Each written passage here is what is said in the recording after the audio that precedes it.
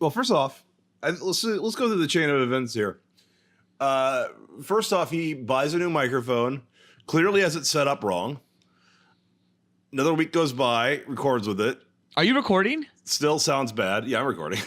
Tells us that we need to change the Wednesdays from now on because it works better with this schedule. Don't worry, this is the first time he's ever changed our night, and then immediately the day after said he can't record. Oh no, wait, he's done this. This is the third time that course of events has happened in a row, back to back. Can we record this night instead of this night? Day of that day, can't record tonight. Yep, it's true. Live from Cool Boys Central. You're the boss down there. I'm boss up here. Hold your dicks and rub your tits. You'll be ice cold. Here come the Cool Boys. Just a young boy. So cool. So cool. So cool. Oh, it's Cool Boys. Every time this happens, I kind of think this might be the last time we ever had Nolan on the show. This is it. Let's just do the John Travolta hair thing. What is the fucking John Travolta hair thing? I don't know what the hell that is. Okay, I got the impression that you didn't understand what it was because it was a sarcastic suggestion originally. Okay, but then Nolan just was so like, you so understand, and all Cool Boy Nation understands, and Nolan understands, I didn't understand any of the ideas, the show topics that were brought up. I'm like, how is this a show topic yet? Bigger Luke isn't a show topic. I was just blown away. I'm like, what the fuck is going on? Okay. Here's the topic. We go through all, I believe, 22? I actually prepared a topic for tonight, but No. okay, we'll just throw it out the window. You're never going to have Bigger Luke on this show. I have two topics tonight, and I was going to let you pick between the two of them, and we're going to go with this third topic. What is it? Until Nolan finally dies, you'll never Oh, get yeah, we Big haven't Luke. even said greetings yet. Oh, my God, and Nolan's dead. Felt, go ahead, greetings. Greetings, Cool Boy Nation, and welcome to another installment of the Cool Boys podcast. You know what they say. Fuck me till I'm ripped and ripe. I'm Felk. I'm Ballard. So cool. And Cool Boy Nation, of course, Noli is not with us this week because Noli has also died. Felk, what did Noli die of this week? I'm guessing a bad case of not really caring about this podcast very much anymore. Oh my God, Noli died on the 5, not caring about this podcast while doing 85. Yeah. And probably doing blow off a man's cock. The largest, the biggest. The biggest. Say, too clean. Too clean. And then say, so close. Oh, God damn, my dick is so engorged. What do you want to do? Because I was going to say we can either talk about the Snyder Cut or Bigger Luke. Okay, let me just explain what the suggestion was that Nolan thought was funny that I meant as a joke topic. We go through Wait. Okay, so Cool Boy Nation, Felk is going to explain essentially our text message thread to you. This is like a soap opera. I feel like I'm going to add soap opera music to this. I brought it up while we were recording, but neither of you were recording, and I would have just had to use. I don't even think I had the line cut on at that point. So the idea is that we go through all 21 released Marvel movies, MCU movies, and tie each movie. So we go through. That's the anchor. We go Iron Man, Incredible Hulk, Iron Man 2, and so on, all the way up to Infinite War. And Captain Marvels. I wish her name was Captain Marvel. And connect them with a corresponding, most appropriate John Travolta hairstyle from a movie. Yes. I don't know what the hell that is, honestly. So, in case you're wondering, wait, this is the show topic you want to do tonight instead? I don't know how much I'm serious. It's hard to tell think it's anymore. a pretty good show topic, but it feels like Noli needs to be involved in that show topic if he ever comes back to life. Because if we have 3 of us, then it'll fucking take forever. Yeah, that's what Cool Boy Nation wants to hear. What, Nolan? No, taking forever and the chaos that is all 3 of us. I mean, at this point, like, we've discussed this before, how we've gotten to points where we're like, we shouldn't hold out topics that we think are funny based on but it'd be really funny if we had Noli, and then 3 weeks later we end up just doing what most fabulous ass shot from Predator. But that's Nolan the comes thing, back. exactly. Okay, so that is the conundrum here, of course. Yes, Noli brings a certain level to the show topic choice. And I'm just like, whatever. I would do a show topic, as I've mentioned before, about vacuums. Like, I don't give a shit. I can literally talk about 45 minutes to an hour about anything and everything. All right, hold on. I am useless in that way. Hold on. I am a retired pizza delivery driver, okay? That's what we do. We can just talk. And I can do anything. So I have lots of ideas, but we do tend to go towards best place to have a gay orgy in a movie and things along those lines. And I wish I had more control, but I have ideas like Bigger Luke, and they don't even come to fruition. Okay. So I got John Travolta hair Googled with images up. I've got list of Marvel Cinematic Universes, just so I don't have to expend any brain power remembering those. And of course, John Travolta on IMDb. I'm ready to go. So wait, so we're definitely not doing Snyder Cut or Bigger Luke. My only chance is to do those on my own now at this point. We'll do them next. There's Snyder Cut information now out there. We should discuss. I want your opinion on Snyder I don't want Cut. to talk about Zack Snyder. I want your opinion. Ever I don't know again. your opinion on any of it. Well, cool boys, I don't think you can get any more introductory than that. Time to move on to our Cool Boys show topic, is what I always like to say. Oh my The god. Cool Boys discuss vacuums. Yeah, that's not it. It's, what is it tonight? Well, how do I succinctly explain that? John Travolta in the MCU. John Travolta's hair in the MCU, basically. That's the name of the episode. John Travolta's hair in the MCU. What a terrible thing to say. Report preliminary findings. I don't know what the big deal is. I really don't. Cool Boy Nation, pop your cocks and drop your tops. Cool? Cool. So cool. Ain't it cool? It's time for our Cool Boy show topic. Hey, I like that. Spoilers. No sweat. So cool. It's going to be terrible content. It's great. Starting with the very beginning of the MCU, Iron Man, I'm saying John Travolta's hair from Swordfish. Because John Travolta... I don't like that. I don't think so. John Travolta... Well, this is my pick. Then you get yours. John Travolta is a technological guy. He's not a hacker, but he works with hackers. He's doing technology stuff. I see that. He has got the cool car. He's rich. I see futurism. I see cutting edge. And I associate that that's the first thing you think of with Iron Man. This guy's cutting edge, technical, cool. With a dark past, because of course Robert Downey Jr. was a former heroin addict. Which John Travolta movie hairstyle would you pair, or say most corresponds with the film Iron Man? It's a hard question to ask, Felk. Okay. Because it's the OG Marvel film, Yeah. and because I just have to go with, I guess what to everyone is the OG, Travolta film. The most OG Travolta film. I'm going to go with Iron Man is Grease. Because that's where the hair's origin is too. Yeah, that's kind of like where I know Travolta had like great hair in Welcome Back, Kotter, and he had great hair before that. But Grease is when I think everyone started to notice, hey, who's this sexy man with this incredible dimple chin that you just want to stick your little finger in and just tickle it, but also has great hair on top of it. That's possibly his best hair. Yes. All right. We got two. Or we got one. We got one down. Cheers. Next up, of the Incredible Hulk.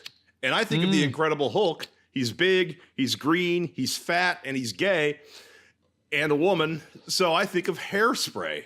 Because Hairspray. I was thinking Hairspray too. Ding! Yeah, because he's big, because he's wearing the fat suit, and he's playing a woman. He's transforming, just like Incredible Hulk transforms. Yeah, and just like he does on a daily basis when he goes to his wig room. All right, we got Iron Man 2. Ooh, Iron Man 2. See, that's questionable. That's a tough one, actually, yes. Yeah. See, I want to... Okay, so for Iron Man 2, I want to think about, like, what was great hair again, but not so well received. Here's what I'm going to go with, because the whole crux, we talked about this before, so the Iron Man 2 doesn't make sense to me. The plot does not make sense that he's dying of palladium poisoning from the core in his chest, except based on the information in the original film in Iron Man, he doesn't need to have a fucking arc reactor in his chest. He just needs to have a magnet that can be powered by something as little as a car battery. So why is he keeping an arc reactor in his chest all the time if it's fucking poisoning him? Mm-hmm. I'm going to go with Phenomenon, because Phenomenon is also about the thing that makes somebody powerful, killing him. Oh, okay. I saw that movie. I do not remember anything about it. The plot is that John Travolta's a regular guy. He sees a light in the sky, and But what about his hair in Phenomenon is Iron Man 2? The hair represents the character of Phenomenon, who's just gotten a lot of power. In Phenomenon, there's like a point where they like acknowledge the hair. They're like, "Oh wait, you notice the hair on this man? It represents the power inside of him." It's actually a pretty cool twist in a Phenomenon. It's got an M. Night Shyamalan-y twist. What is the twist? I've seen the movie, but I do not remember shit. So he sees lights, and then all of a sudden the next day he's like super powerful, and you think like maybe those aliens gave him all these, like his brain is like, right, he can think really hard and learn language and shit. And in the end you find out he just has a tumor. The lights were were just the tumor, and that the tumor is what's making him super powerful. Yeah, and then they parodied that on an episode. Does he die? He dies at the end, yeah. Yeah, and okay, yeah. And then they there's of course when George Costanza had to give up sex, and by having his part of his brain that is focused on sex, free to think about other things, he becomes super powerful until he has sex with a maid or something. Right, and then Elaine becomes really dumb because she's getting laid all the time. That same episode. Yeah. Yep. Phenomenon got lost with Powder for me. They're like practically the same movie. Similar, very similar. Of course, Phenomenon was not directed by the convicted child molester, and Powder was. Was it really? Yes. Who's Powder's director? It's the guy who did Jeepers Creepers. I don't remember his name. Jeepers Creepers was good. Oh my god, he's a both child of those molester? movies were after he had done time for it. Yeah. So both films were shot after he committed the crime. Had gotten out of prison for it. Yeah. By Touchstone Studios, which is Powder, which is owned by Disney.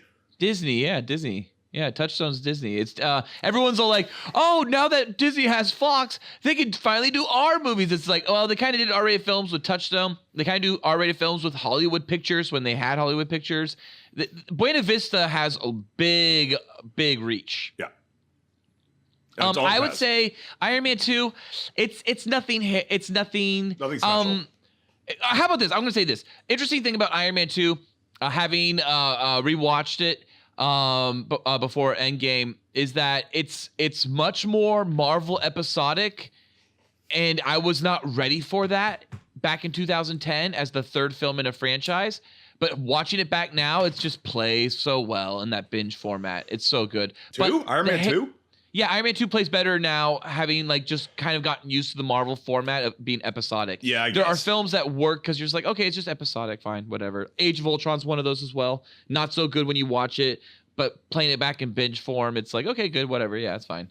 But I'm going to say, in just that same way, John Travolta's hair in The Forger reminds me of Iron Man 2. Okay, I'll accept that. I remember his hair in The Forger. Oh, it's like swept back. It's very nothing, not too special. But if I'm not mistaken, The Forger has the little tiny chin goatee in that one. The really little shitty chin goatee. It's got a little bit of gray on it that matches the little gray streaks in his hair. So that's interesting. We both have done now Tony Stark's John Travolta hairstyle with black with gray streaking of some sort. Yeah. Well, it's easy right now because we're just doing one person. We're comparing like the lead. But it's going to get tricky. Don't you worry. I have my ensembles ready to go. Okay, good. Okay, so let's move on to Thor. And I'm gonna say Grease because Grease is possibly best Travolta hair, and Chris Hemsworth's uncut hair was probably best MCU like hair in terms of hair thickness, hair strand count, and hair luster. Oh, see, I disagree. I have to say that the best John Travolta hair to most represent the incredible Shakespearean depth of Kenneth Branagh's Thor. Yeah. Chris Hemsworth's large-dicked, fucking overconfident, fucking sensibilities that he brought to Thor, this brash man with this fucking bleach blonde beard and bleach blonde eyebrows and gorgeous bleach blonde hair. Yeah. I would have to say life on the line. What? Why? Life on the line. Travolta has big ass hair, huge sideburns, and a gorgeous, huge the beard. beard It's the goatee that's just so thick, so full. And you know, he acts with it. We've seen him in the trailer acting through this giant mound of fur on his face. And you know what else he has in common with Thor? Electricity. Oh, shit. You did it. There. That's a very good pick. Oh, I think you won that one. What's the next movie? Oh, yeah. After that's Captain America, First Avenger. Captain America, First Avenger. I'm going to say Look Who's Talking 2. Look Who's Talking 2? You know he's in 3 as well. Yes, but 2 is spelled with T-O-O. Is he in Look Who's Talking 3? Yeah, he's in 1, 2, and 3. 3, though, if I'm not mistaken, it's spent mostly like they're trapped in a cabin in the snow and he can't get to them because he's busy flying his plane because he's a pilot.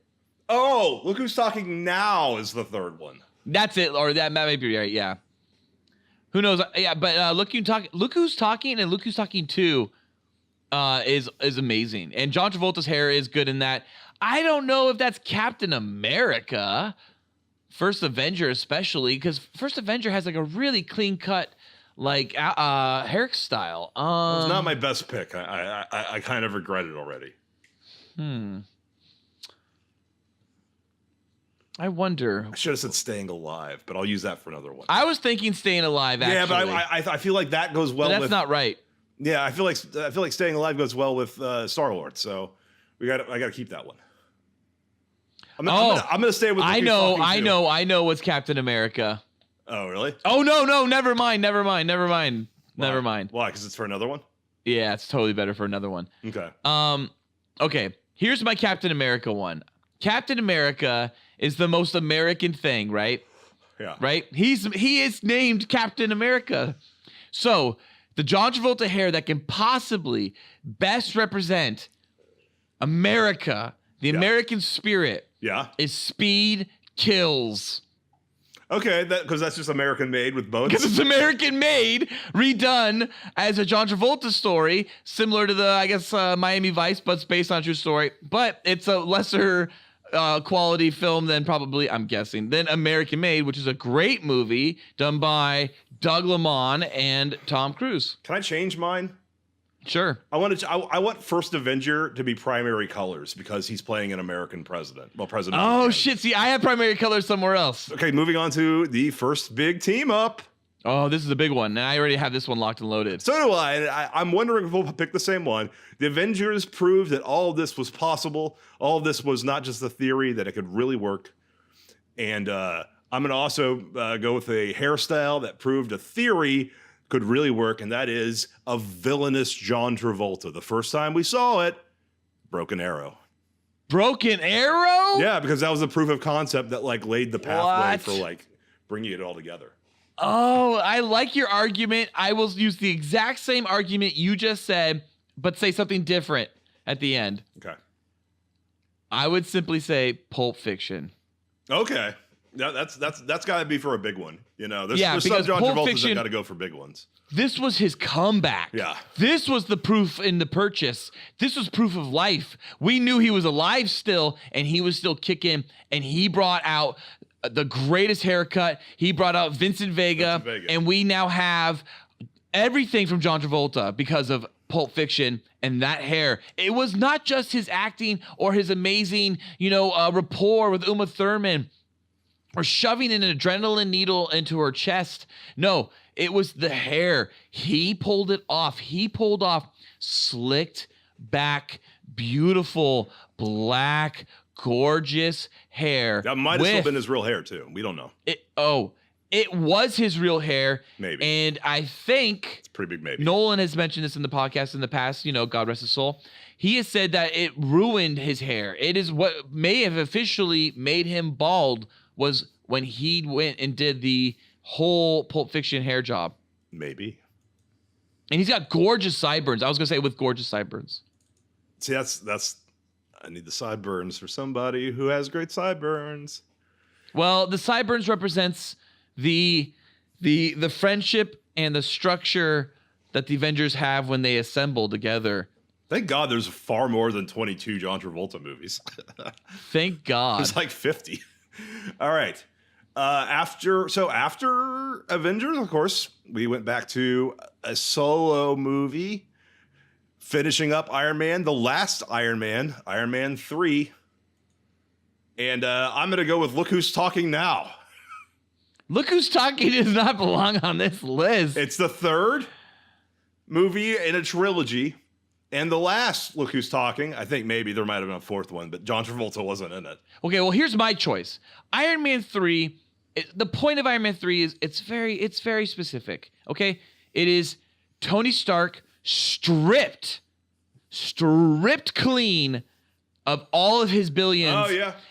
And a working suit, and he has to do this movie almost entirely as Tony Stark It's with Home the Alone, aid basically, yeah. of his prototype Mark fucking 43 or something like that suit. Oh, it's Mark 11, I think. No, okay, so it was I was almost right, Phil, because actually Mark 42 was not Okay. 43. Okay. So no, my choice, because Tony is stripped clean and completely lacking of all of his resources in the film, so is John Travolta in this movie. And this is also the first time John Travolta shows us his real hair after he's lost it all. Oh. This is From Paris with Love. So you're doing the stripped clean thing. I see. Like you're like okay, I get it. I like that. That's good. You're winning these. Shit, I'm making this all up as I go. So am I. And I don't even know the MCU as well as you do, because I had to look up which was next: Thor: Dark World or Winter Soldier. I couldn't remember which came out. Thor: next. The Dark World. I didn't see Thor: Dark World, the Ant-Mans, and Captain Marvel are the four films I've not seen in theaters. Wow. Okay, and I have seen them all in theaters, and I will always see them all in theaters. I know. If Kevin Feige produced an MCU movie called Ballard Sucks, you'd pay $17 to see it in theaters. The whole movie's testimonials from like Captain America and like Iron Man about how I suck. And I'm like, this is solid entertainment. Scarlett Johansson's like, I've never met Ballard. I don't even know who he is, but I hear he sucks. He's a fucking idiot. I hate him. No, Kevin Feige is amazing. He's definitely got he's a high IQ individual. Next up is Thor: The Dark World. And for that, I'm going to use Domestic Disturbance, the movie in which Vince Vaughn beats up his wife and John Travolta has to fight them. I may be wrong. Vince Vaughn may be the hero and John Travolta may be the villain. I don't know. I don't remember this movie at all, to be honest. I don't remember. Yeah, I have no idea what this movie is. Okay, no. Yeah, John Travolta is the abusive ex-husband and Vince Vaughn is the new good guy. So that works even better for Thor: Dark World. Thor: The Dark World is kind of just a miss. It's just a big miss. Yeah. And I want to just kind of go with a John Travolta hairstyle that's just also a big miss. It's just a big miss. Thor gets his hand cut off. No, he didn't. Loki died. No, he didn't. Yeah, everything that happens in that movie, no, it didn't. Except Thor's mom dying. Which I didn't even fucking remember until it was mentioned in Infinity War. Right. Oh, yeah. I remember when they killed Frigga. But so Thor: The Dark World, like I said, being a huge miss. John Travolta's hairstyle is a huge miss in this movie. It is killing season. This is a chin strap beard with a black paint for I don't know what they call it, shorn, shaved almost the way down, but it's just the thickest, blackest paint, receding hairline. It's horrible. It's disgusting. It looks bad. It's a joke. It's sad that even Robert De Niro's in the film, but John Travolta is top billed. So that says a lot about Robert De Niro these days, man. It's really sad. All right. You've already teased this one. Captain America, Winter Soldier. I'll go first. Please do. That is my primary colors. Because it's a political thriller. It's not a thriller though.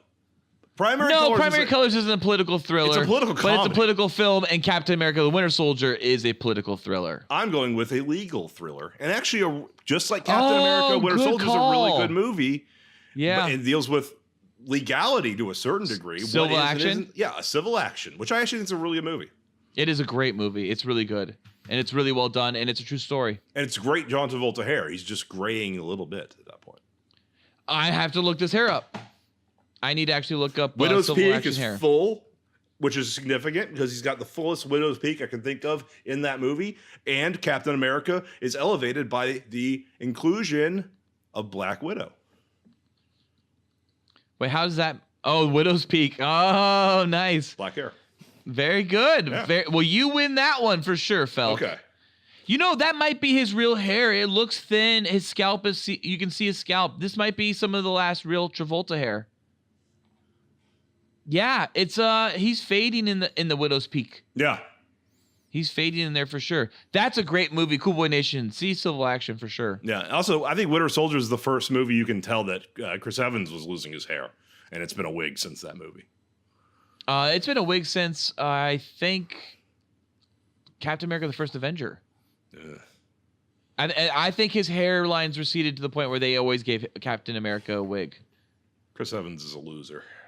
And even Chris Pratt has they do the combing over to kind of hide his receding hairline. Yeah, no, I know about Chris Pratt. Chris Pratt has like basically the same hairline I do, where you just fucking do this.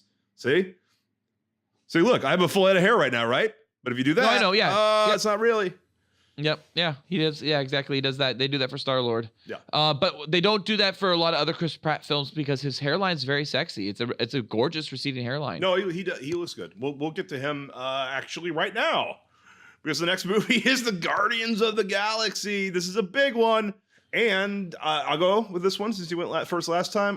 Obviously, for the really good MCU movies, I feel like we got to use the really good John Travolta movies with the really good John Travolta hair. And, of course, Guardians is all about criminals doing good stuff. So I feel like I also have to pick a slightly criminal John Travolta hair. I'm going with Get Shorty. Wow, good call. Nice. Get Shorty is also Very about nice. quirky individuals interacting, but with the guy with the best hair is still the main character, same as Guardians of the Galaxy. Very similar type of tone in filmmaking and storyline structuring. Well, because Barry Sonnenfeld made Men in Black, and I feel like without Men in Black kind of influenced James Gunn to a certain degree.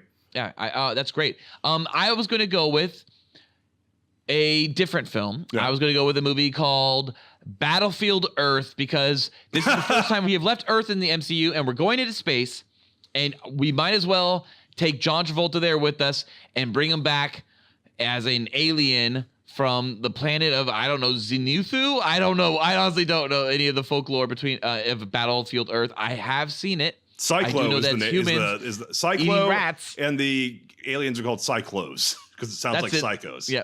It's funny that you said that because I was actually going to use. I'll go next. Use Battlefield Earth. Probably the worst movie John Travolta's been in, but the most ostentatious hair. So there's good and bad.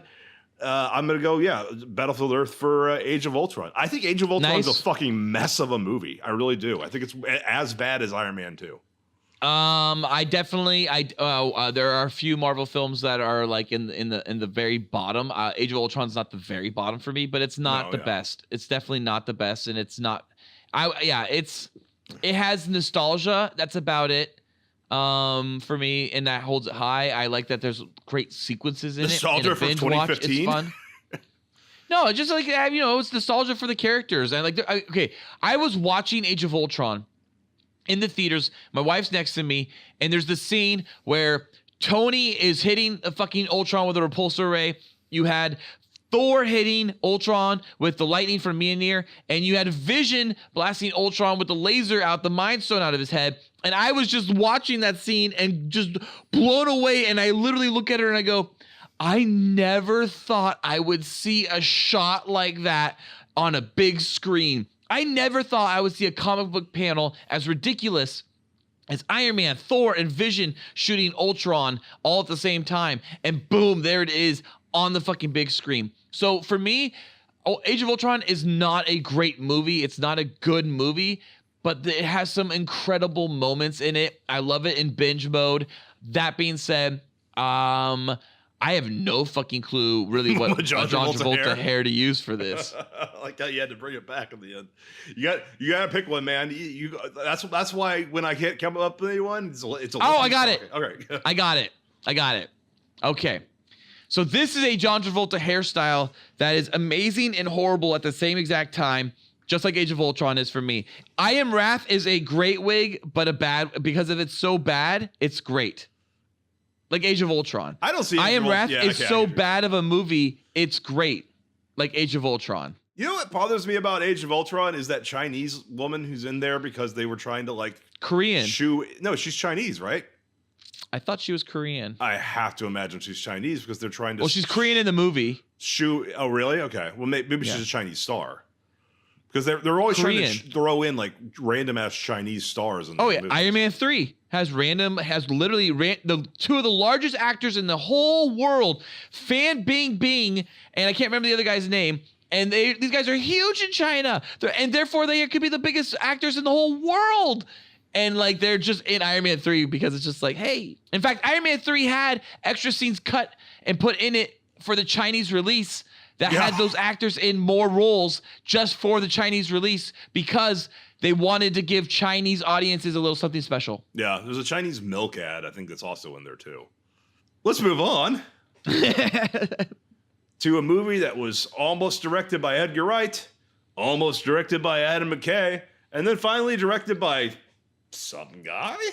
Peyton Reed, the director of Bring It On. Ant-Man, starring Clueless guy. The guy from Clueless. Hey, Ant-Man is not a bad movie. It's not a great movie. It's kind of in the vein of Age of Ultron. When did I say it was a bad movie? Well, you're kind of playing it that way with like a Clueless guy. The guy from Clueless. Yes, Paul Rudd. Actually, I think Paul Rudd is the best thing about Ant-Man. I also think Paul Rudd is the one person who stands out in the MCU as like, that's Paul Rudd. He is. Every time he's on the TV, I'm just watching him and I'm like, it's Paul Rudd. Anytime I watch him on the internet, it's like, that's Paul Rudd. Anytime I see him in the big screen, it's Paul Rudd. It's weird to me that because I've seen every episode of Parks and Rec. I'm a pretty big fan. I have no problem accepting Chris Pratt as this completely different guy, Star-Lord. Yeah, well, you only know him there unless you saw him in whatever it was, Gilmore Girls, or whatever the fuck he was in. Exactly. Yeah. And that's what he was known for. And yet when I see Paul Rudd, I just see Paul Rudd plays like either himself or like himself playing a guy who's basically a Paul Rudd character in almost everything. It's just like he stands out to me. I'm gonna go with Boy in the Bubble because of the sciencey elements and the fact that the bubble that has to protect him from the viruses and bacteria of the world. John Travolta's hair has to protect his hair. It also kind of plays into the shrinking down science. Ant-Man reminds me of Fantastic Voyage. Fantastic Voyage makes me think of Boy in the Bubble. So I don't know. I have no clue. This is a tough one. And Wasp is going to be even harder. So Ant-Man. Look who's talking. You said they didn't belong in this list. Yeah, but I think it's Ant-Man. I think it is Ant-Man. I think Ant-Man's Look Who's Talking, and I think it's obvious what Ant-Man and the Wasp is going to be. Actually, you could have gone with Domestic Disturbance for that one because Ant-Man, the original Ant-Man, is of course best known for beating his wife. Oh Jesus, yeah, that's true. Well, Hank Pym was a rough lover. I don't remember. Like, did they ever have him go crazy because of the Pym particles and hit Michelle Pfeiffer? No. But they've definitely had him like just in generally like kind of aggro at times in the movies. I say this is why I picked Look Who's Talking, because it's not that special of a hair. It's pretty funny of a movie, and Ant-Man is really kind of like most Marvel films are funny now, especially after the Avengers. Obviously, Iron Man was the beginning; it was funny, and Thor has some funny moments, and Iron Man 2 has some funny moments, and so on and so on. But the Avengers really made it funny, and then they kind of really pushed the funny throughout a lot of the movies from that point on. Sometimes organically, sometimes not so organically. Thor: The Dark World's really funny. It actually is really funny. It tries organically. I think it's really funny, but it's unorganically funny because it's not the right tone for that movie to all of a sudden be cracking jokes in the third act when he should be like worrying about the whole like everything being destroyed because of the reality gems doing the whatever that is with the ether and all that shit. But that being said, Kat Dennings is funny, I guess. Yes, she's funny in it. But Ant-Man seems to be, to me, the first time they're just like, here's a comedy. Yeah, it's a heist film, quote unquote, but it's a comedy. This is a comedy. Hate the comedy in it. Michael Pena in particular bothers me. Oh yeah, I'm not the biggest fan of Ant-Man. I enjoy it visually. I enjoy it for the story that it is as an episode in Marvel Cinematic Universe. But I mean, as its own movie, it's kind of just a little ho-humish. So that being said, look who's talking. Okay. Well, with that, we leave phase 2 and slide our dicks into phase 3. Ooh. And I have to scroll down because I can't remember off the top of my head. Oh, so this one's pretty obvious to me. You got the two biggest guys in the MCU, the two most important characters, facing off against each other for the first time. Yes. That one's very obvious. So that's very obvious. Face off for sure. That's mine too. Yeah, that one like because that's the only movie in which it's about two singular characters clashing. Oh, for sure. Yes. No question. That is absolutely, and it's similar in plot too. Civil War fixed previous movies also. That's why I kind of give it credit for, because like Vision was fucking awful in Age of Ultron. I didn't know what the fuck a Vision was. I didn't know what his powers were or what his purpose was being in this fucking universe. And then when he's just like awkward ass Paul Bettany, like walking through walls and trying to like be normal, like I liked him in Civil War. And I like I said, I think Paul Rudd stuck out in Ant-Man, but at least he felt like natural in Civil War because he was like not to me. I felt like Paul Rudd stood out more in Civil War than he did in Ant-Man. Oh, when it's like halfway through the movie, all of a sudden it's like, here's Paul Rudd in a van, and you're like, what's Paul Rudd doing in a van? He's only on camera for that one shot, and then of course when he opens his fucking mask, and the rest of the time it's just voiceover. I'm sure he was mostly CG. No, I bet they put him there on set without the, I think the mask is entirely digital. I like how excited he is to fucking meet and touch Chris. I was gonna say Chris Evans, but Chris Evans, really. He's excited to be touching Chris Evans. He is, and Captain America. Yeah, I believe this is yours, Captain America. I like that read. I like how like excited he is just to be a part of it all. Yeah, Face Off, very good choice, Falcon. I totally agree. Ding ding ding, ding-a-ling. Okay, we move on to Doctor Strange. See, for me, I had to think about Doctor Strange really hard and really long, and it took me days to come up with this one. And I finally decided that Doctor Strange, in general, as a film, is about New York and a New York hustler, essentially. He's a doctor or whatever, yeah, but he's essentially a hustler in the city, and he has now magic skills to pay the bills, and bills is a big deal. And on top of all of this, I thought to myself, what does Doctor Strange represent in the MCU that no other MCU film can really represent? And that's the Time Stone. Oh. And I thought about a movie in which John Travolta travels many decades. And so we get a time travel with him, essentially. And that is the movie Gotti. Oh, okay. It bounces in and out of different time periods, and we see young Gotti, old Gotti, really old Gotti, dead Gotti, just like we see the Ancient One as she's dying, and we see the spectral form of Doctor Strange in the Ancient One, and just as we see New York, and we see Doctor Strange use the Time Stone, I'm going to say John Travolta's hair and changing hair in Gotti represents Doctor Strange to me. That's interesting. You went with time. That's a good pick. It'd be better if John Gotti had the ability to actually travel through time or manipulate it. Yeah, I don't think he does, but I haven't seen the movie yet. Directed by E. from Entourage.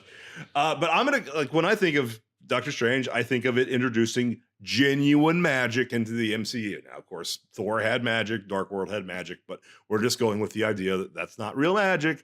When Loki uses what's obviously magic, that was just fucking advanced technology or whatever. But Doctor Strange is the one that actually introduces like a new concept. It also opens up weirder questions. I often wonder, for example, if a Christian or Judeo-Christian or even Earth-based concept of God could possibly exist in the MCU. Because no, I had him later. Okay. Because how could there be fucking spells that are just programs altering the actual nature of the world without some kind of religion also being associated with it? But obviously, of course, in Infinity War, it's even implied very briefly in a line that I think is in there to kind of make fun of the fact that Chris Pratt's an evangelical Christian, is the whole, what am I supposed to say, Jesus? And that's the line that makes Tony Stark go, you're from Earth? Because only Earth knows about Jesus. But wouldn't aliens have their own Jesus? You know, how does that work? So if there's magic in the world and there's magic in John Travolta's hair, I'm going to tie it to him doing Christian magic. So I'm going with the movie in which he played an angel, angelic hair. I'm going with Michael.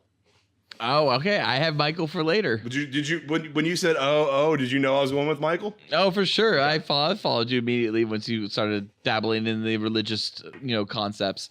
Yeah, that's very good. That actually, because like it's fucking weird that like Marvel has its own fucking religion in the comics. Like the idea you do know that that they have mentioned God literally like other times in the MCU. They've mentioned the fact that Steve Rogers believes in a single God. Yes, but that's it. But there's also there's Satan's a character in the MCU who Ghost Rider deals with on a regular basis. If that exists, and also Thor is a fucking literal god that people used to believe in. Yeah, it's like, so I feel like Doctor Strange is the one that really goes into the fucking mystical, and mystical is just another way of saying spiritual, which is another way of saying religion.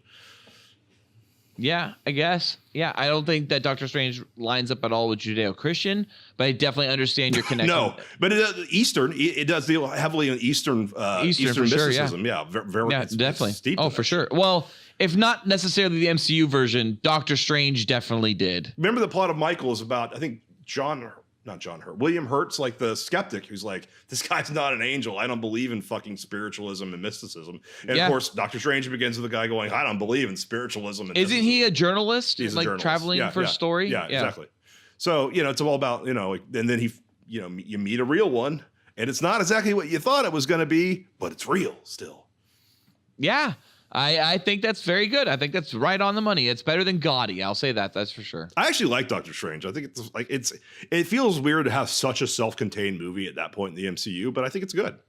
It's definitely not one of my favorites. It's watching it back, I've not as enjoyed it as much as I did when I saw it in theaters. Okay, well, next is Guardians of the Galaxy Volume 2. Yeah, so this is a hard one. I wouldn't say it's a nothing movie. It's not horrible. I actually enjoy Captain Marvel more than it. It's definitely the best of some of the lower end of Marvel. I would say on the low end of the spectrum, on the below average films, I would say it's the best probably of the below average films. If I can, I don't know what that would be though. For John Travolta, honestly, it's all about fathers and sons, so I'm gonna go with the first Look Who's Talking. Yeah, I don't think it's Look Who's Talking, but maybe, sure. I guess, yeah, it's funny. Okay, I already used mine. I'm not gonna go with that, but I get that. You have 3 Look Who's Talkings to go through. I already have my Look Who's Talkings lined up. Oh, really? Okay. Mm-hmm. Yeah, I'm gonna go with Look Who's Talking. God damn, I have no idea. Oh, I know. What was the movie in which Travolta had the kid? Oh wait, that was The Forger. Never mind. Yes, it is. He used The Forger for Iron Man 2, I believe. We probably should be keeping track of these. When we go back, we might find that one of us used more than one as the same thing. I don't think we haven't yet. Not yet. I don't think so. Not yet. So would you pick The Forger? We're still good. I'm going with Look Who's Talking, the original.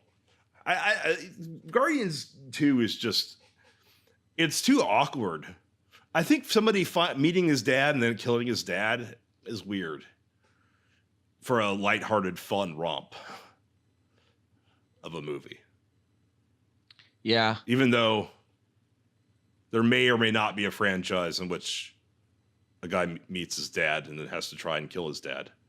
But he doesn't succeed. His dad dies throwing a guy down a hole. And then he dies on a ramp up to a smaller spaceship. I literally cannot think of a single John Travolta hair that works for Guardians of the Galaxy. I know, Volume it's 2. tough. It's really tough. I'm going to go with Bolt. Is his hair in that movie? That's animated. That's an animated movie where he plays a dog. Okay. That's the best thing I can come up with. I'm not sure that would even qualify as acceptable. It doesn't. Doesn't even pass. feature John Travolta's hair. All right, pass is fine. General's daughter, Carrie. No. Carrie is my pick for our next movie. Spider-Man Homecoming. It's high school. It's fucking Homecoming. Prom. I agree. Ding, ding, ding. Fucking finding out you have powers and they're awkward. Granted, that doesn't happen in Spider-Man Homecoming. It's just something I associate with Spider-Man movies, the puberty thing where, oh shit, I'm finding out I have powers. By the way, finally watched Into the Spider-Verse. Probably one of the most overrated movies I've ever fucking seen. Wow. Good. Wow. Very good. Wow. But Jesus Christ, is that movie not the second coming or nothing? It's not the second coming. Anybody said that overhyped it, but like it is amazing. I love it. I gave it 5 out of 5 boys. I was very happy with Spider-Verse. But that being said, Carrie is perfect Travolta hair for Spider-Man Homecoming. It is high school. It is high school hair. It is exactly all of the puberty metaphors in Spider-Man absolutely transverse perfectly into Carrie. Okay. That is what Carrie is about. Wait, so we're both saying Carrie? We're both saying Carrie. Ding, ding, ding, ding. Ding, ding, ding. Ding, ding, ding, bitch. Ding, ding, ding. Okay. I don't know what I'm. Thor Ragnarok is next. Yeah, I know. So I'm thinking about hair. Oh, really? Oh, see. This one's tough for me. Do you have an easy one? I know the hair for this one. Okay. It's all you. My hair is all ready to go for this one. So there's a big thing that happens in Thor Ragnarok. A huge thing that happens in Thor Ragnarok. Are you thinking that what I'm thinking, Felk? It probably you are. You are too, Cool Boy Nation. You probably are as well. Everyone, you're probably thinking, it's Mjolnir dying, right? Mjolnir being destroyed by Hela. No, It is Thor's beautiful Goldilocks being shaved off. Yeah. And because of that, I have to go the opposite direction with my representation. And I'm going to go with the John Travolta that represents the best in his locks and his beautiful raven nest of hair. I'm going with Michael because I'm not basing it off the fact that, Michael, it has to do with magic. No, I'm basing it off the fact that this is John Travolta's best hair, his most godly hair, his most angelic hair. And what is more angelic and godly than Chris Hemsworth? Nothing is. And that's why he's Thor. And that's why I chose Michael, because that's my favorite John Travolta hair of all time. I'm trying to still think of what the fuck movie, because I can't use Michael, obviously. Although that does work because, they even fucking refer to Thor in the next movie as a pirate angel. So why not, he's angelic, Mm-hmm. I'm going to go with the Punisher. I don't remember his hair. I'm going to go with Be Cool. Because Be Cool is also, because I gave Get Shorty to Guardians, and I feel like Be Cool is not as funny as Get Shorty, and it's a sequel to it. And I feel like Thor Ragnarok is the slightly less funny, although still very good, just less comedic, as a whole version. And maybe the Punisher's better. No, I'll go with Be Cool. Fuck it. Wait, we've only got 4 left, and I feel it's weird to not say the Punisher because the Punisher is the only fucking Marvel movie with John Travolta in it. It is, but it's like Lionsgate Marvel, which was like a weird genre in the Marvel world. Yeah. I don't remember Punisher's hair. I gotta look it up. Hang on. It's very similar to the Swordfish hair, I think. It's slicked back, definitely. He's a villain. Wait, are you saying Travolta and Punisher or Be Cool? I'll go with Punisher. Because I feel like Thor Ragnarok is the most Marvel of the Marvel movies. That's like the one where they had just figured out how to just be a Marvel movie. I think that was Avengers, if anything, honestly. Yeah, Avengers had a lot of teething processes. All the costumes looked terrible. Some of the humor was out of place. It does. Oh my God, that's the worst part about the Avengers is the costume. The design is horrible there. Yeah. That's like one of the worst parts about it for sure. With Ragnarok, they just knew how to be a comic book movie. And you know what? One comic book movie that does not know how to be a fucking comic book movie is The Punisher, starring John Travolta. Okay, well, here's the truth. Be Cool and The Punisher is practically the exact same hairstyle. It's Be Cool. It's slightly shorter. It's slightly shorter. I'm looking at him right now. It's just very slightly shorter. Yeah, whatever. You know. All right, Be Cool it is. Moving on to the next Marvel film. Yeah, so this one's an interesting one. Which one you going with? I'm going to see if you can go first on this one. This is Black Panther. To me, this is an easy, very obvious one of a movie that I can't believe exists. But what? I'm going to go with 1995's White Man's Burden.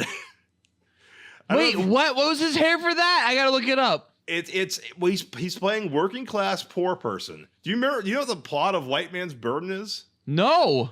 White Man's Burden was a movie made in 1995 starring John Travolta, and I thought my God, in which it takes place in an is alternate it bleached? America where blacks are the rich people and white people are black people and whites are black people, and they just so like inner cities are inhabited by white people and black.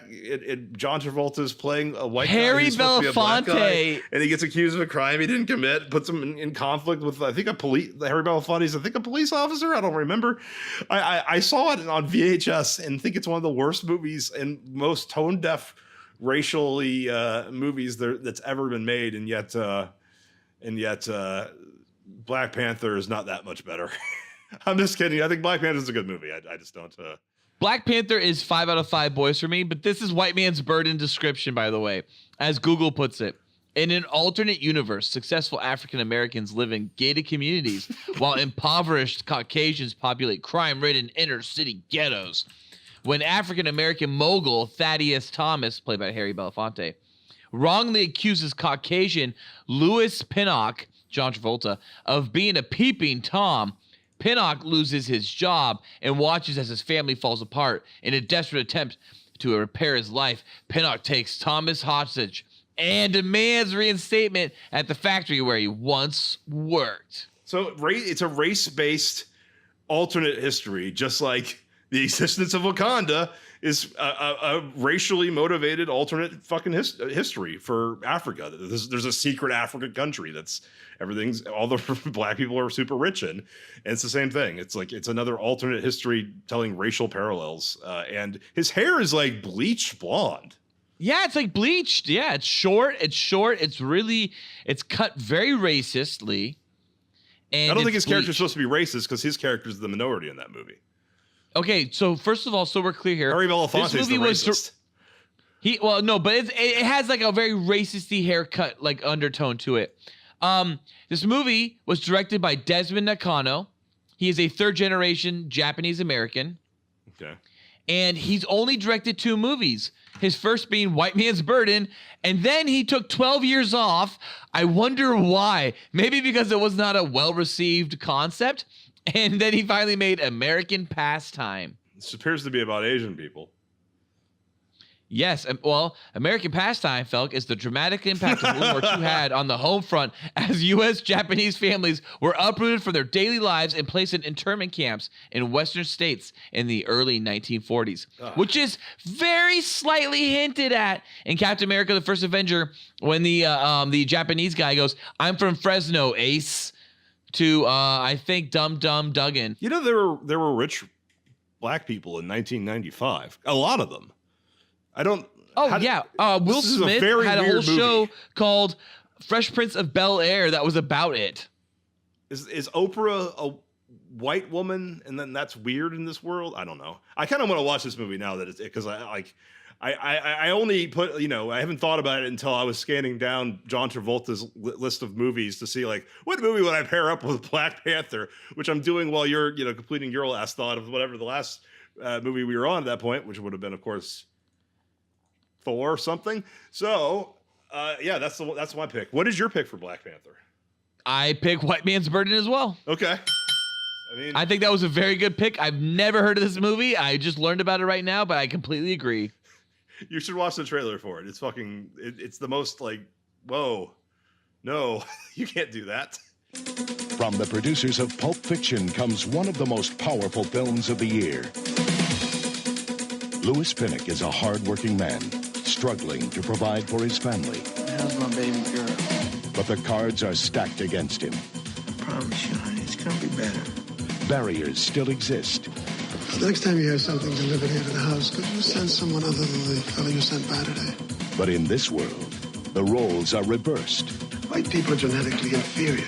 I can't keep you on anymore. You fire me? So when Louis is unfairly fired from his job, well, tell him that I just lost my job at the factory and I need to talk to him. It's important. If I don't get involved in these matters, he decides to get even the only way he knows how. You know who I am.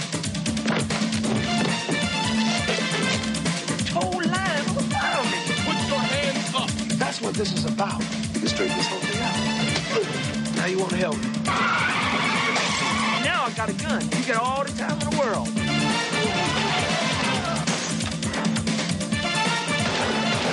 Now put your head on the dance.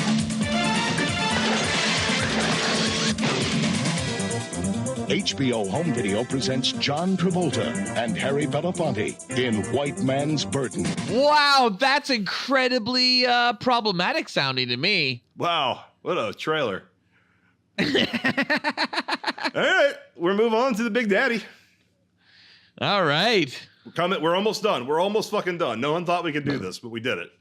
We did it. It is Avengers: Infinite War. Infinity War. How dare you? This should be the most John Travolta movie. Juggling multiple storylines, juggling multiple hairstyles. You got great. Stop it. You're wrong. I'm going with Pulp Fiction for this. You're one. wrong. I say Pulp Fiction for this one this whole time. No, I'm sorry. I'm sorry. There actually is a clear winner here. Avengers: Infinity War. Yeah. It has to be the best hair. Trading paint. It has to be the best beard. It has to be the best hi, I'm Chaz Dean possible. Hi, I'm Chaz Dean. This is Trading Paint. John Travolta's hair in Trading Paint. Hi, I'm Chaz Dean is everything Infinity War could ever and would ever be. Infinity War is the best of the best, the cream of the crop, and the cream always rises to the top. I am telling you, Trading Paint has everything in the hair, in the performance, in the Travolta, in the paint that you can get that makes it all around the best of the best. And that is why it is my Avengers: Infinity War. I was saving Pulp Fiction this entire time for the most important one, and rightfully so, I think, because it's got all these stories converging, all these plot lines, multiple characters, and this whole time I love it. You were saving Trading Paint. I was saving Trading Paint. Yeah, I guess we can move on then. Yeah, let's move on to Ant-Man and the Wasp. And I don't know, fuck it, Trading Paint for this one. I'll use Trading Paint for Ant-Man and the Wasp. You should say that for Endgame then, at least. We can't do Endgame. We haven't seen it. This is the release movies. Dude, trust me, Endgame is going to be amazing. Okay, Ant-Man and the Wasp, it's easy. It's so easy. It's Look Who's Talking Too. Okay. It's the comedy, and it's the sequel. Yeah. It's the sequel. Ant-Man and the Wasp is the most so fucking average and forgettable movie. Yeah, but you know what? It's a little bit better than Ant-Man. And just like Look Who's Talking 2, Look Who's Talking 2 is a little bit better than Look Who's Talking. I think it's worse than the first Ant-Man. I like Ant-Man and the Wasp a lot more, a little bit more than Ant-Man. But I like it more. So inconsequential in a weird movie to release at that time. It does, and I think that's the reason why it was chosen, because it was inconsequential, because it didn't have such impact like Ant-Man had, or I'm sorry, like Infinity War had. And then on top of that, I thought it was more cohesive in its voice, unlike Ant-Man. Ant-Man felt like slightly Edgar Wright done by Peyton Reed. All right. And we finish it up with the last release movie. And this one, I'm going to have to wing a little bit because I haven't actually seen the movie, but I have seen interviews with its star. We're talking about Captain Marbles. And Brie Larson just seems like such a warm, likable, understanding, caring person who doesn't prejudge or judge people or talk down to people. She just seems lovely. So I'm giving her She's So Lovely. What's She's So Lovely hair? I don't know. I'll have to look it up. Yeah, you have to know the hair. The hair has to match. It's about the hair, not the movie. So lovely. John Travolta. I remember the song by Matthew Sweet. She's so high. She's so lovely. High Robin Wright. above me. Oh, that was right. That was when she was still Robin Wright fucking pen. Ugh. Gosh. She's so lovely. It's basically the exact same John Travolta hairstyle that he has in like fucking almost every single other movie. Mm-hmm. Yeah. Yeah, it's like his 90s look, really. Huh. I'm just going. I just picked it because of the joke of me saying Brie Larson seems so lovely, and in reality, Brie Larson seems like a horrible cunt who never should be handed a movie franchise by anyone. And if she is, they need to get a gag order against her to keep her fucking mouth shut. You know, because she told me not to see the movie, so I didn't fucking see the movie. I don't really listen to that kind of stuff, but. That being said, really, she did say those things. If I say, she absolutely the did. only way I think I'm gonna have to I might finally, because it'll probably still be in dollar theaters, and I might just say fuck it and go see Captain Marvel right before Endgame. But like, I was like, what movie could I watch to fucking counterbalance seeing Captain Marvel? And I'm like, I'm gonna fucking either buy on Amazon or buy on Blu-ray Dragged Across Concrete. Because Mel Gibson seems like he would be the inverse of Brie Larson. You should just fucking smile and blow me! Oh my God. I mean, you don't care. You don't care. The versatility of that alone. But imagine if he said, what the fuck are you looking at, sugar tits? That would be worth its weight in audio gold.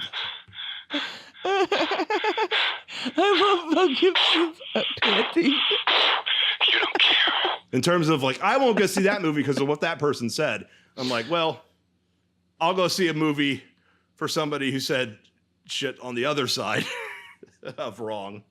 What do I think Brie Larson should do instead of fucking shooting her mouth off? She should just smile. She just smile. Oh my God. I'm gonna go with you know what? I know what I'm gonna do. I got it. My Captain Marvel hair. It's the most 90s hair. You've already mentioned it. It's because it's the same hair he had throughout so many points in his career. He had the same hair in Get Shorty. He had this hair in Phenomenon. He had this hair in She's So Lovely. He had the hair in Face Off. He had the hair in Mad City. He had this hair Civil Action. He had this hair in The General's Daughter. I'm going to pick it because it's not any of those. It's Broken Arrow. You didn't say Broken Arrow all this time? You have not said Broken Arrow? I have not said Broken Arrow yet. And I'll pick it mostly because Broken Arrow has to deal with, U.S. Air Force and 90s. I haven't seen the movie, but I've read articles that there's a line where a guy actually says to fucking Carol Danvers, you know why it's called the cockpit, right? I'm like, yep. Holy shit.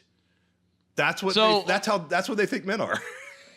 Yeah. Okay. So honestly, there are a few unfortunate points in the movie I really never want to get into, but like that's the one thing is like there are a few times in the movie where like Carol like remembers what it was like to be a female pilot, and it's just like all the negative shit for the most part, and maybe that's what it is, and maybe that's what the reality was for her character, I guess. But it does come off as like.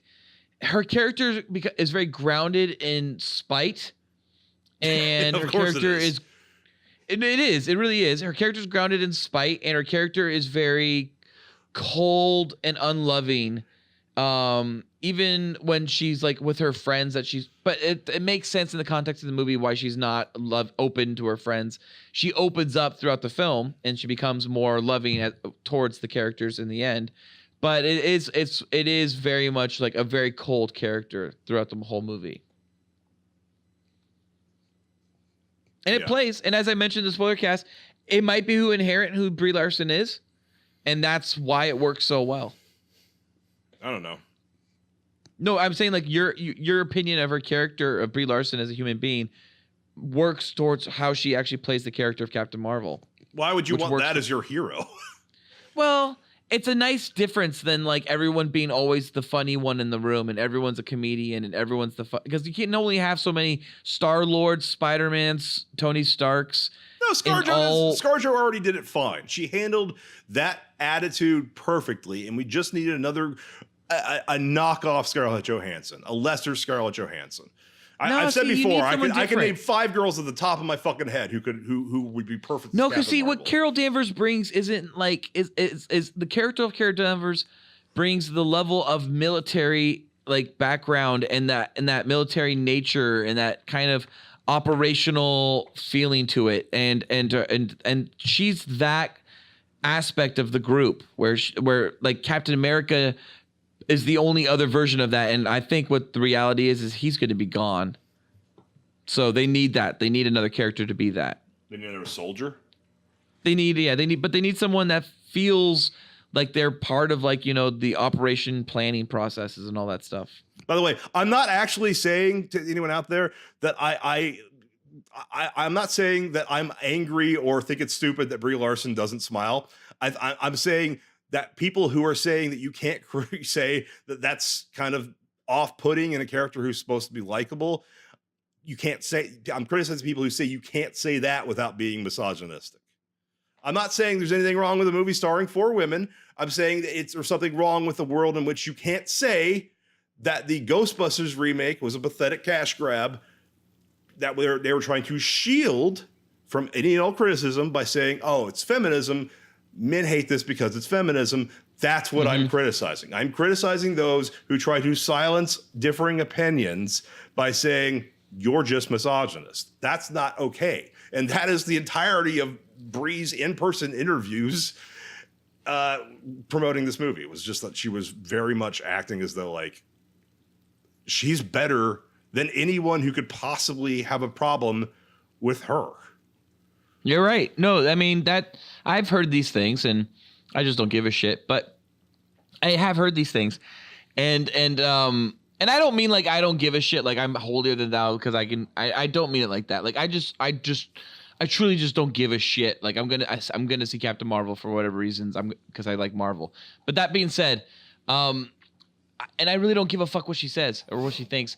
I do understand what you're saying, and I do agree with like your choices on that. I don't think that you made any weird choices. I think that's a smart thing to do. I think standing up for that she was a dickish thing, and subtlety's lost, and that's the reality, right? Subtlety's lost now. People aren't willing to listen to complex arguments. They want to hear headline arguments and get it out as fast as you can, and if you can't, then too bad. And there's far too many times when I listen to us back and I hear me and I'm like, oh man, I wish I could have said that more eloquently, and I didn't, you know, and it came off probably different than I intended, or it came off not as well thought out as I intended. I don't think Brie that probably Larson happened a bunch regrets tonight. a single thing she said, though. I know. She stands by. I know. All of it.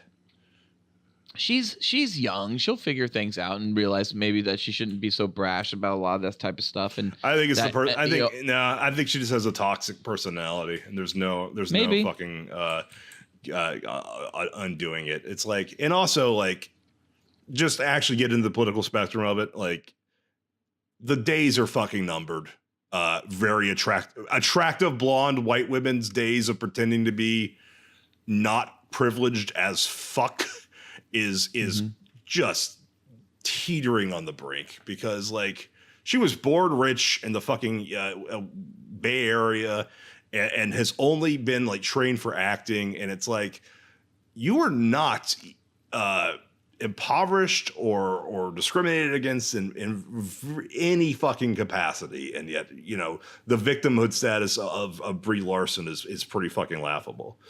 And I just like, you know, you look at the other fucking women in the MCU, it's like how fucking like positive and fun and happy they seem to be that they've got this opportunity to be part of the MCU, or even not just the MCU. Like, what's the chick from Deadpool 2? I think her name is Zazie Beats. It's Zazie Beats or whatever. She's like she's so fucking positive throughout that movie. It's like a character trait, but like that carries over into her fucking interviews. She was just like, so like, I'm so happy to be in Deadpool. And it's just like, Bree's like, yeah, I'm Captain Marvel. What the fuck you want from me? It's like, why did Disney make such a weird decision, or rather bad decision? And I guess it's just because of Room. There was an Oscar. Yeah. Yeah, she won an Oscar, and it was getting an Oscar winner, and it's a good movie. I liked it. But yeah, I see what you're saying. I understand your protest, especially to watch it. I'd rather fucking bald one-armed Charlize Theron than fucking full flowing hair. I honestly love Furiosa. I think Furiosa's fucking hot as hell. Yeah. She's a great character. I love her. I love her like I love Ripley. I love her like I love fucking Sarah Connor. She's in the league of those characters, absolutely. Yeah, for sure. And you know, in 30 years, we'll be talking about her in the same. And what year did she come out? What year did that come out? Charlize Theron? No, Mad Max Fury Road. 2015. Exactly. Think about that. Fucking 2015. How crazy.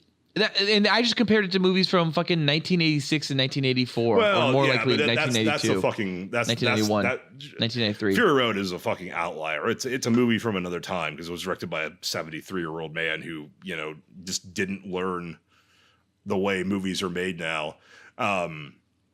There's a fucking Twitter I follow that is just like before and after special effects Twitter. And it's just, you know, it's basically just green screen or absolutely nothing, but like a shot of Robert Downey Jr. standing there in a fucking gray suit. And then the after of everything is completely CG, one after another. It's just like, here's the raw footage of just a guy standing in front of a green screen wearing a fucking mocap suit, one after the other. And then it does the Fury Road where it's just like, oh, they color corrected it, but it's like all this fucking crazy stunts happening because they just did it all. And it's just like, or they removed a few wires. Yeah, exactly. It's just like, that movie is such a fucking outlier. And it's like, that's why I think the stuff about Furiosa and Charlize's character in that movie just rings so fucking true because, you know, I mean, I'm a little, considering my favorite movie of all time is T2, which has a complex, strong female character, arguably the protagonist of the movie, considering she's the one with the arc. Sarah Connor, and probably second or third favorite. Well, you could also say the Terminator itself has an arc. Yeah, I mean, you could. But Ellen Ripley's clearly the main character of Aliens, and that's easily my second favorite movie of all time. It's like I'm a little tired of being called a misogynist because I didn't like 2016's Ghostbusters when these are my favorite movies and they have female characters done right. And do you like anything other than those? Just because I've mentioned I'm throwing Fury Road in there. Like I'm saying that like I would say League of Their Own. League of Their Own's great. Yeah, that's a fucking fantastic movie. Absolutely, I think that's a great film. Yeah, and I mean, I'll go ahead and even throw this one out. I'll one up you. One of my fucking favorite shows in the '90s when I was a fucking little kid. No, not Mama's Family. But I'll actually throw in two because they're both up there. Golden Girls was fucking as important to me as fucking Seinfeld. And Designing Women, I fucking always watch Designing Women. Oh, I didn't watch Designing Women, but I did watch Golden Girls for sure. It's like, and yet I have to fucking have Amy Schumer talking about how fucking smelly her vagina is, talking about how hard it is to be a female comedian and nobody wants to hear comedy from a woman. And I'm like, fuck you, Amy. But seriously though, Inside Amy Schumer has some brilliant episodes in there. Nah, she was probably okay back then, but she's lost her fucking mind lately. Maybe so, but still, there are some incredibly brilliant episodes of Inside Amy Schumer, especially 12 Angry Men Inside Amy Schumer is one of the best episodes ever. Yeah, but then already she's actually publicly said she regrets making that skit because she doesn't like that she seems to be approving of the concept of fuckability being something that's acceptable to debate. Chappelle said the same thing about the Chappelle Show. That's crazy. Yeah, and well, whatever. They all look back on their work and go, I'm not sure everyone got the joke, the real joke, that it wasn't funny. Yet it's hilarious and it's actually like really funny. Yeah, they all go a little crazy. I think Comedy Central causes people to go fucking insane a little bit, actually. Like all the behind the scenes stuff I've ever heard of Comedy Central is it's a madhouse. Yeah, that's why Matt and Trey just keep it all at an arm's distance. Yeah, and that's why they do their episodes within 6 days so that there's not much control they have. Yeah, they literally can't do it or they don't air. Yeah. So, fuck it. All right, I think we got a little off track in the end there.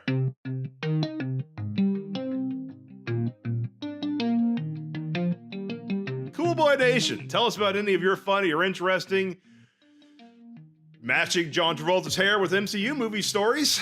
Also, if you have any more questions or any more insight into our list of which John Travolta hairstyles correspond to each individual MCU movie. I will be blown away if anybody fucking coordinated that list up and actually wrote it down. Then let us know by emailing us at thecoolboyspodcast@gmail.com. New episodes of the Cool Boys Podcast come out every Tuesday. Be sure to like and subscribe to the Cool Boys. Also, please review us on iTunes. Also, donate to us on Patreon. It only costs $1 and you'll receive special access to content too hot to air. You can find the Cool Boys on Patreon at patreon.com/coolboyspodcast. Also, please check out our other great Cool Boys Central content with Batman and Beyond on iTunes, SoundCloud, Spotify, and YouTube. Thank you for listening. Stay cool, Cool Boy Nation. Until next time, it's Byzies from, trying to think of a F from the MCU. Fantastic Felk, I guess. Wow, very nice. I like that. Now that's got to be, we're assuming that after all this Infinity War shit goes away, the next big phase will have to have something to do with the fact that Disney just bought Fox, Of course, and that's Spicy's from Black Panther Ballad. You are a standing American boy. You have excelled in all things. I pump while I dump. Oh, yeah. So cool. Oh, yeah. So cool. Oh, yeah. So cool. Get out of here, damn silly. Get out of here! Oh, yeah.